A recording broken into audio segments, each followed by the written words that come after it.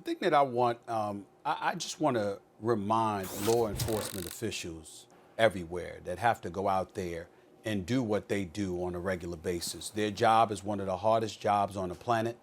We understand that. For the officers that honor their vows to protect and to serve and to do so legitimately and legally and adroitly, I applaud them. I think the important point to remind folks, however, is that I brought up the issue between black folks doing the same things that white folks do, and white folks ended up getting arrested and black folks end up getting shot.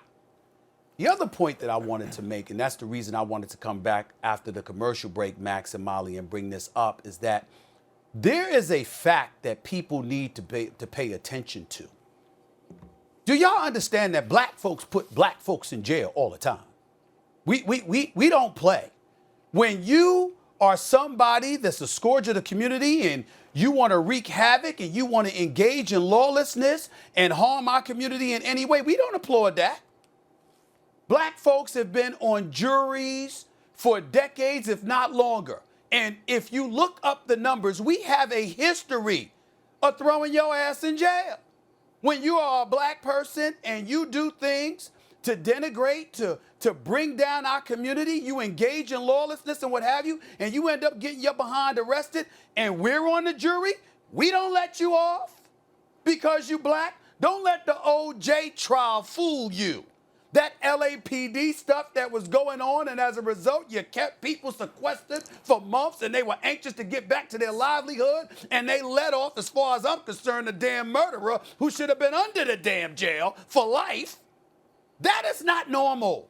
Normally, black folks will put black folks in jail for years and years to come and don't blink. My mama served on the jury, God rest her soul, on a couple of occasions. And there was folks acting up and robbing black people and assaulting black people and stuff like that. And they asked my mother, did you put them away? My mother said, for a long, long time. She didn't give a damn. And everybody I know from my community that has served on a jury, we don't hesitate. So this notion that you have to shoot black people, particularly that are unarmed and in the back, while their children are in the car, like Philando Castillo, and now we've got Jacob Blake, and don't get me started with Walter Scott in South Carolina when the officer shot him. Okay, when you see stuff like this happening, it's almost as if this is this innate thinking. Oh my goodness, you know something? We've got to do something about that black guy because, damn it, society isn't doing something about them. Well, first of all, they weren't doing anything in most of the situations that we're talking about. And secondly, and more importantly, when they did do something, they were unarmed.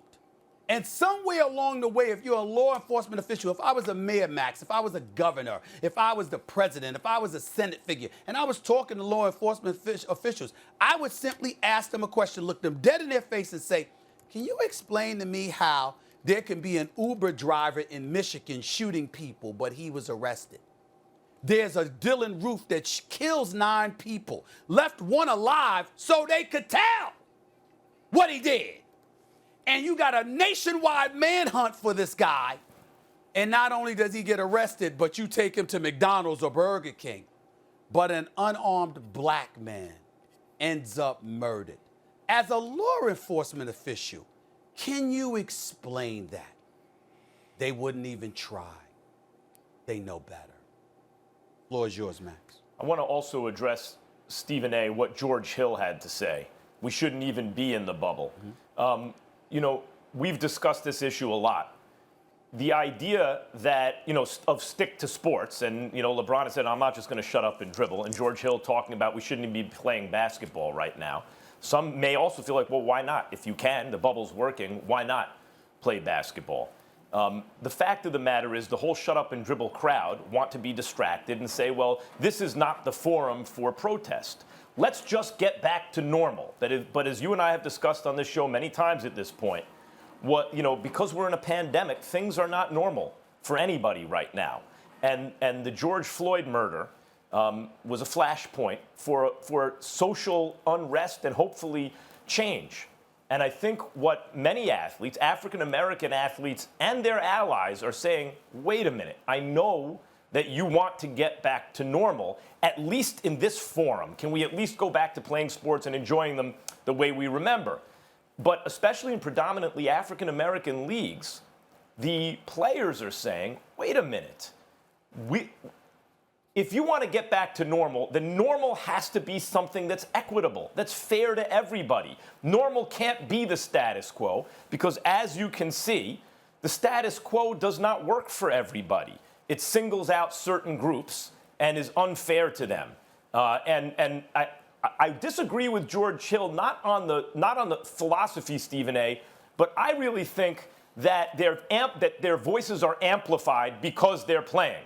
For example, would I be discussing George Hill's comment right now were they not playing basketball? But as I've said, I have to check myself to make sure that my interest in watching basketball is not incentivizing me to say this. I don't think it is. I mean, it may be, but I think that I believe what I'm saying, that their voices are amplified because they're playing right now. But I appreciate George Hill's point of view. Let's get back to normal when we can create a new normal with at least less institutional racism. Well, first of all, I appreciate where you're coming from, Max. Me personally, I don't have to check myself. I'm a black man. I endure the same things that George Hill and black folks throughout America have to endure. It is what it is. We understand that, and we have to deal with it. We come out of the womb being taught that this is what we're going to have to deal with all our lives. And my grandmother was white.